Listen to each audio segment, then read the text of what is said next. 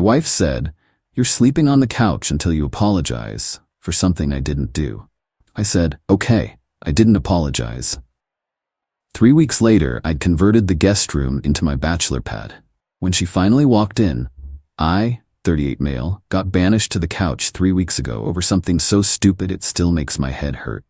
My wife Diana, 36, accused me of flirting with the new neighbor, Melissa, who's literally 23 and just moved in with her boyfriend. Here's what actually happened. I was taking out the trash. Melissa was struggling with a massive box. I helped her carry it to her door. We chatted for maybe 2 minutes about the neighborhood. That's it. That's the whole crime. Diana saw this from our window and went nuclear. Said I was all over her and practically drooling. When I tried to explain, she hit me with, "Don't gaslight me, Trevor. I saw what I saw. You're sleeping on the couch until you apologize and admit what you did."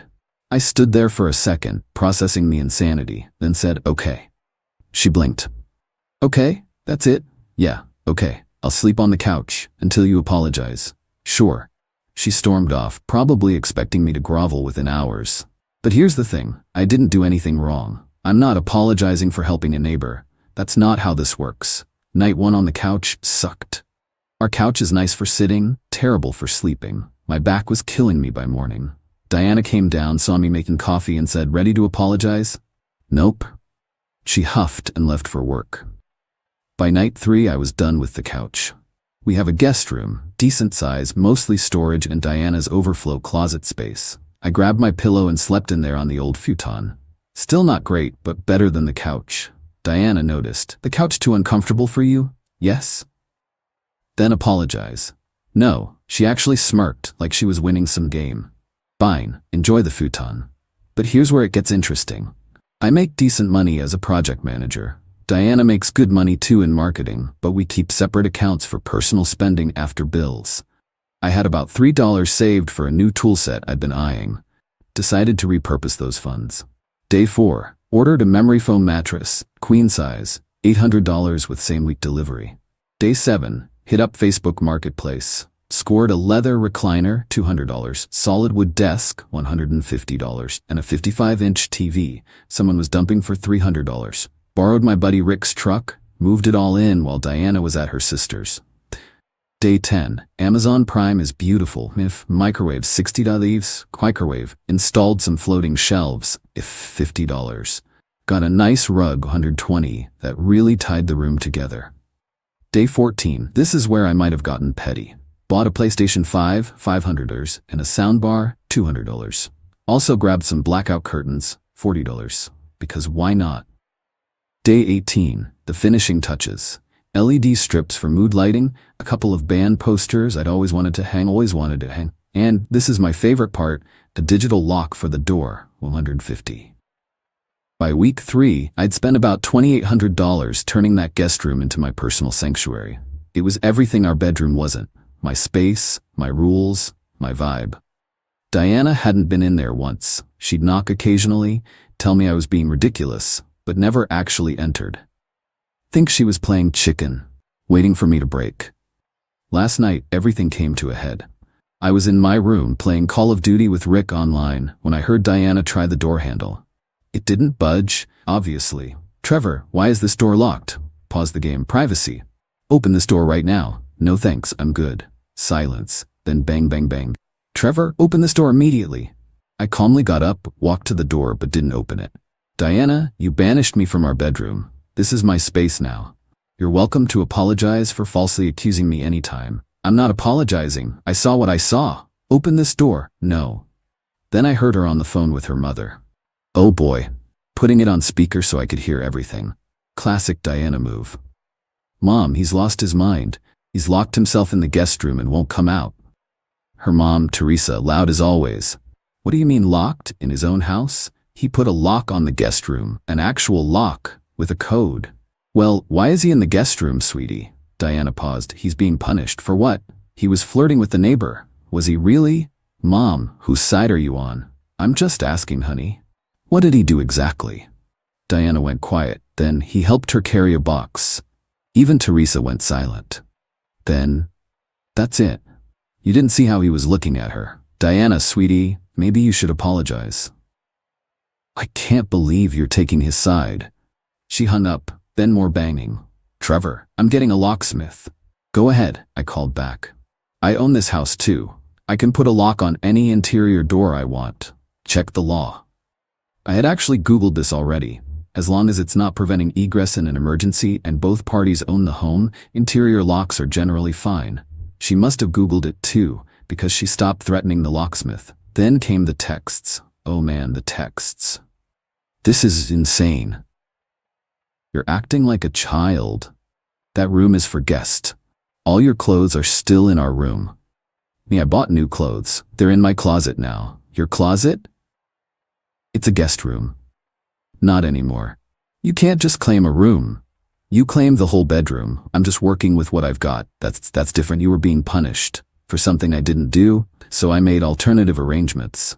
This is stupid. Come back to our room. Did you just invite me back? Only if you apologize. Then no thanks. I'm good here. This morning, while I was at work, she finally went in. I have a camera in there, legally placed. It's my room now. Watched her jaw literally drop when she saw the transformation. She stood in the doorway for like 5 minutes, just staring. Touched the TV, the mini fridge, sat in the recliner. Then she noticed the PlayStation, and I swear she looked like she was going to cry. When I got home, she was sitting at the kitchen table. No anger this time, just defeat. You really set up a whole apartment in there. It's just a room, with a fridge and a microwave and a PlayStation. Yeah, how much did all that cost? My personal savings, not marital funds. She was quiet for a long time. Then you're really not going to apologize? I'm really not going to apologize for something I didn't do. So what, you're just gonna live in there forever? Until you apologize for falsely accusing me and banishing me from my own bedroom? Yeah, pretty much. This is ridiculous. It was ridiculous 3 weeks ago when you started it. Now it's just my new normal. She got up and left. Haven't seen her since. It's 10 p.m. now, and she's in our old bedroom. I'm in my room, writing this and eating takeout. Got my game loaded up, cold beer from my fridge, and honestly, I'm good, like, really good. Is this petty? Absolutely. But I'm a grown man who got kicked out of his bedroom for helping a neighbor move a box. If she wants to die on this hill, I'll build a whole damn house on mine. Update 1. Well, the situation has escalated in ways I didn't see coming. Diana's entitlement has reached new heights, and I've had to match it every step of the way. First, she tried to weaponize household chores. Stop doing my laundry. Joke's on her. I bought my own compact washer-dryer combo for $400 off Craigslist. Yes, it fits in my room. Then she stopped cooking my portions for dinner. Cool. I've got my microwave and mini fridge. Started meal prepping on Sundays. Even bought an air fryer, $80, that sits on my desk. But here's where it got interesting. She called a house meeting with her best friend Vanessa as a mediator. They sat me down in the living room like this was some kind of intervention. Nessa, Trevor, don't you think this has gone too far? I'm just respecting Diana's decision. She wanted me out of the bedroom. But you've turned the guest room into a man cave. And? It's supposed to be for guests. What guests? Your mom who stays in hotels because she doesn't like our guest bathroom? Your brother who hasn't visited in 2 years? That's not the point. Actually, it's exactly the point. The room was unused storage. Now it's being used. You're being spiteful. I'm being comfortable. You made a decision. I adapted. Then Diana pulled out what she thought was her ace card. Fine. Then I'm taking the master bathroom. Completely. You can use the hall bathroom. Okay. She blinked. Vanessa looked shocked. Okay, that's it? Yeah. You want to escalate? Cool. The hall bathroom is fine. What she didn't know is that I'd already been thinking about this possibility. See, the hall bathroom is right next to my room. The master is attached to our old bedroom, but you have to walk through the bedroom to get to it. That night, I moved all my stuff to the hall bathroom. But I didn't stop there. Installed a rainfall shower head, $60. Got one of those fancy Japanese toilet seats with the bidet function, $200, game changer, BDU. Bought premium towels, a humidifier, plants, the works. That bathroom went from basic to spa level in 48 hours. Meanwhile, Diana started realizing that claiming the master bathroom meant she was the only one cleaning it. She complained to her sister on the phone. Thin walls, I heard everything. He doesn't even use it anymore. He just moved to the other bathroom and made it nice. He bought a bidet. Jenna, abide it. But the real kicker came 3 days ago. Diana's company announced they're going hybrid. 3 days in office, 2 days remote. She needs a home office space. Guess which room she assumed she'd use? She knocked on my door at 7 a.m. Trevor, we need to talk about the guest room. My room? It needs to be an office. I'm working from home twice a week starting next month. That's nice, good for you. So you need to move your stuff out. I actually laughed. No. Trevor, I need an office.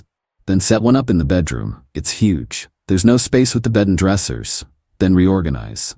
Or you could stop being petty and give me the room. The room I've paid to furnish? The room I'm living in because you kicked me out? That room? She tried a different approach.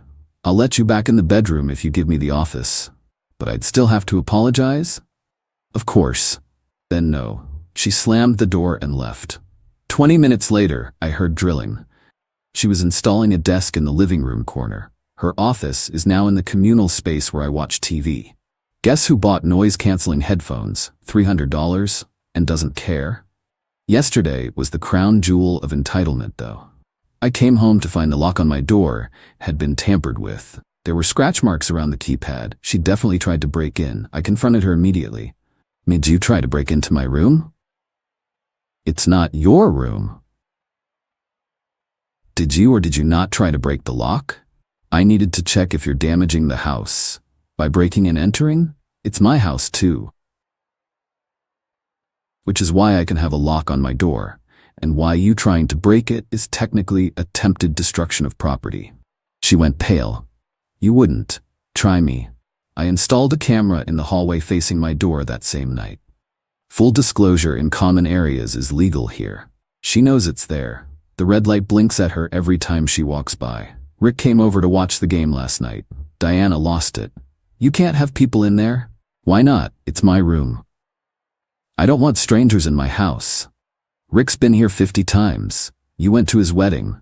Not in that room, which is my room, where I can have guests. She actually called the police. I'm not kidding. Said I was refusing to leave a room in her house. The cop who showed up looked so tired. Took one look at the situation. Me calmly explaining I live here, pay half the mortgage, and am in my room. Diana screaming about guest rooms and apologies. Cop, ma'am, does he live here? Yes, but is he threatening you? No, but is he breaking any laws? He put a lock on an interior door of a house he owns. Diana went silent. Cop to me, you two should probably get counseling. After he left, Diana sent me a Venmo request for $1,400. The explanation was, half of your room furnishings since it's marital property. I declined it and sent her one for $1,900 for half of bedroom furnishings I'm not allowed to use. She declined that and sent another for $500 for emotional distress. I sent her one for $1 for the box I helped Melissa carry. It's been radio silence since then. Update 2. The war of attrition continued, but Diana made a fatal error in judgment that changed everything. After the police visit, she went full scorched earth. Changed the Wi-Fi password. Joke's on her. I got my own internet installed directly to my room. The technician thought it was weird, but $90 per month for peace of mind? Worth it. Then she started inviting her friends over constantly. Wine nights, book clubs, jewelry parties, all deliberately loud, all right outside my door. I just turned up my soundbar and invested in better blackout curtains. But then she crossed a line. Last Tuesday, I came home to find my room door wide open. The lock had been completely removed. My stuff was there, but reorganized. My PlayStation was unplugged and moved. My mini fridge was turned off, food starting to spoil. My bed was stripped, sheets in a pile, and there was a note, maintenance inspection required, management. Except we don't have management. We own the house. I called her immediately. What the hell, Diana? The room needed inspection for damages. You broke into my room and touched my stuff. It's not breaking in if I own the house. You removed my lock. That's destruction of property. Prove it. That's when I snapped. But not how she expected. See, Diana forgot about something important. She's not the only one who can play the documentation game. I'd been keeping receipts, every text where she admitted to kicking me out, every attempt to get into my room, the police report from her false call, the tampered lock, with photos. And now, this. I didn't yell. I didn't argue, I just said okay. Then I called my lawyer. Yes, I got a lawyer. Not for divorce, not yet, but for a legal separation and formal establishment of household boundaries. The paperwork she got served with 3 days later was beautiful, requesting exclusive use of the guest room, my room, damages for destroyed property, the lock, and a formal division of household spaces. She came crying, actually crying. You got a lawyer? You broke into my room and destroyed my property. It's a lock, Trevor, that you destroyed. After kicking me out of our bedroom for helping someone carry a box, you're gonna destroy our marriage over this? Me? I'm just sleeping in a guest room. You're the one who's been escalating for 6 weeks. Then came the sob story. I'm stressed. Work is horrible. My mom's on my case and you just abandoned me. You literally kicked me out. I wanted you to fight for us. By apologizing for something I didn't do, by showing you cared. I showed I cared by respecting myself enough not to be gaslit. She retained her own lawyer, who, according to my lawyer, basically laughed at her case. Kicking your spouse out of the bedroom, then claiming abandonment when they sleep elsewhere. Destroying their property, then claiming ownership. Good luck with that. But here's where Diana really shot herself in the foot. She decided to win by making me want to come back. Started walking around in lingerie. Cooking elaborate meals that she'd eat in front of me, bringing home desserts from my favorite bakery. I just kept living my life. Meal prepping, gaming with Rick, working on some coding courses I'd started.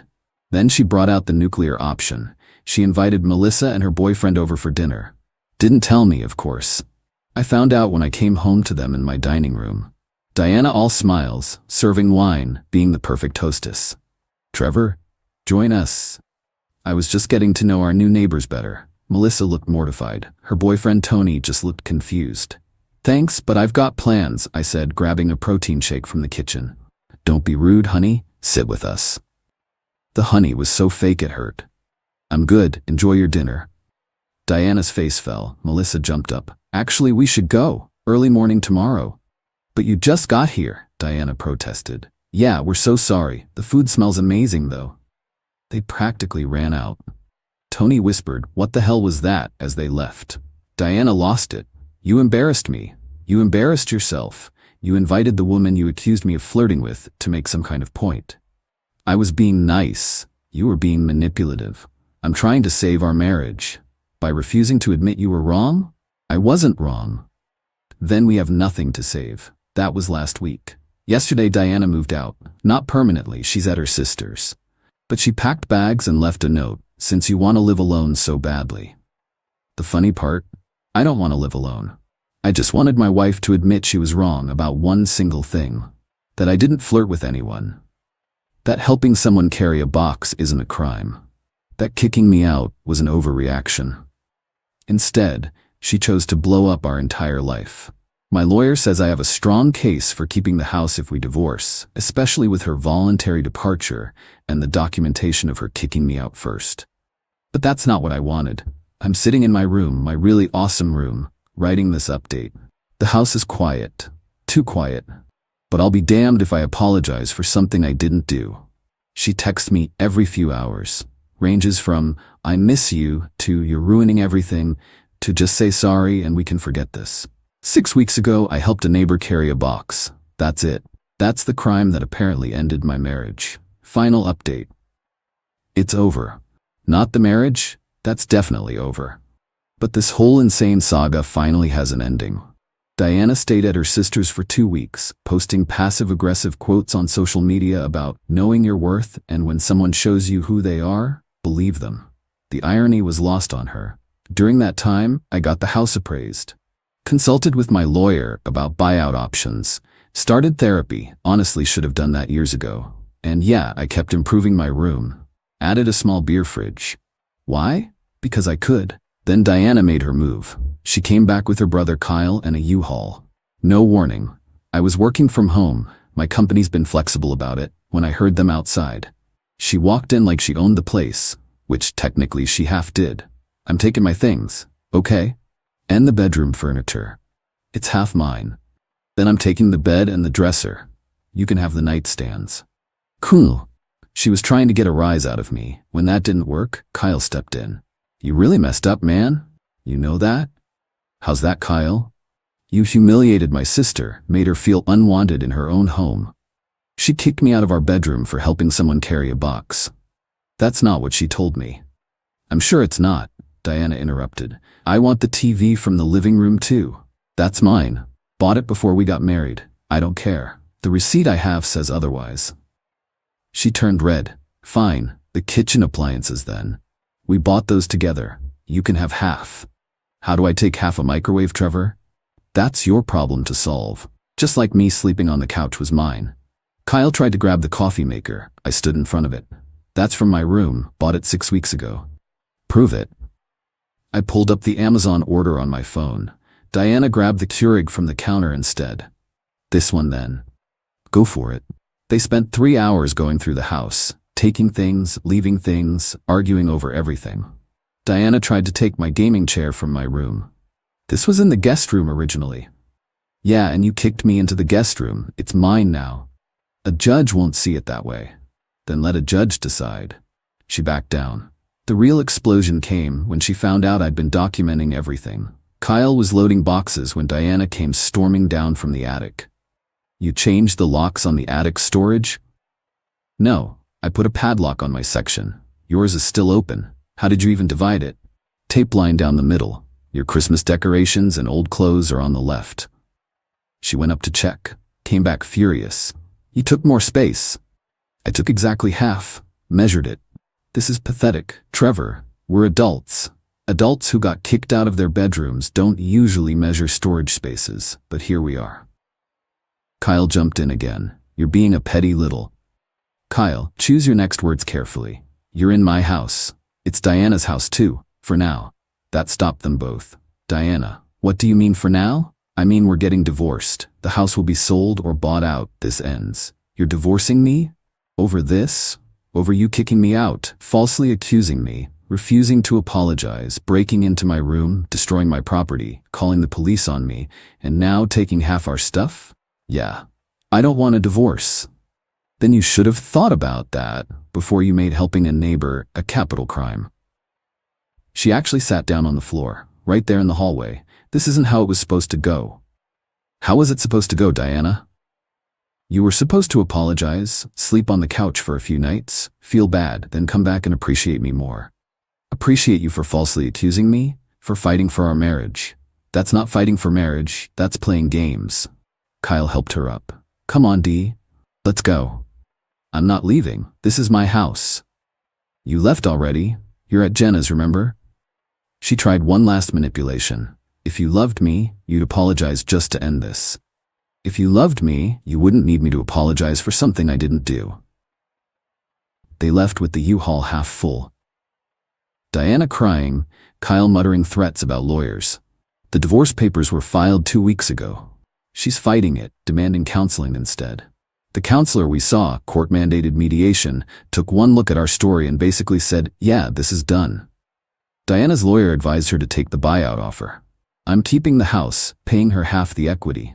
It's worth it to me. My room is already perfect, and now I get the master bedroom back too. Might knock down the wall, make a huge suite. Who knows? The last text exchange we had. This is really it? Over a box? It was never about the box. Then what? It was about respect, trust, partnership. You showed me you don't believe in any of that. I was jealous. It's normal. Jealousy is normal. What you did after wasn't. So you're just giving up. I'm moving on. From almost 10 years together? Me, from 6 weeks of showing me who you really are. She didn't respond after that. I'm doing okay. The house is quiet but peaceful. Started dating a bit, nothing serious yet. Just coffee dates. Been upfront about the baggage. Most people are shocked by the story. One woman said, you turned a guest room into a man cave instead of apologizing? Legend. Another said I was too stubborn. Fair enough. Not everyone's compatible. Rick helped me move the bedroom furniture back last weekend. Walking into that master bedroom was weird. Felt like visiting a crime scene. But I'm reclaiming it bit by bit. Diana's still at her sister's last I heard. Still posting quotes about toxic relationships and red flags. Still telling anyone who'll listen that I ruined our marriage over nothing. But here's the thing. It wasn't nothing. It was everything. Every time she dismissed my feelings. Every time she demanded apologies for her imagination. Every time she chose control over communication. The box was just the last straw that broke this camel's back. Do I regret not just apologizing? No, because if I had, we'd still be in that cycle. She'd still be controlling and manipulating. I'd still be appeasing and enabling. Sometimes the smallest hills are worth dying on because they represent the mountains behind them. My new room setup is fire though. Kept the gaming rig in there. Master bedroom is just for sleeping now. Best of both worlds. Thanks for following this insane journey. I'm closing this chapter and moving forward. To everyone in similar situations, don't apologize for shit you didn't do, not even once. It never ends there. Peace out. P.S. Melissa and Tony had me over for beers last week. They told me that dinner was the most awkward experience of their lives. Diana apparently spent the whole time talking about how great our marriage was, while obviously fighting back tears. They felt so bad they almost moved. I told them the story. Tony bought the next round and said, "Dude, you dropped this." Good neighbors.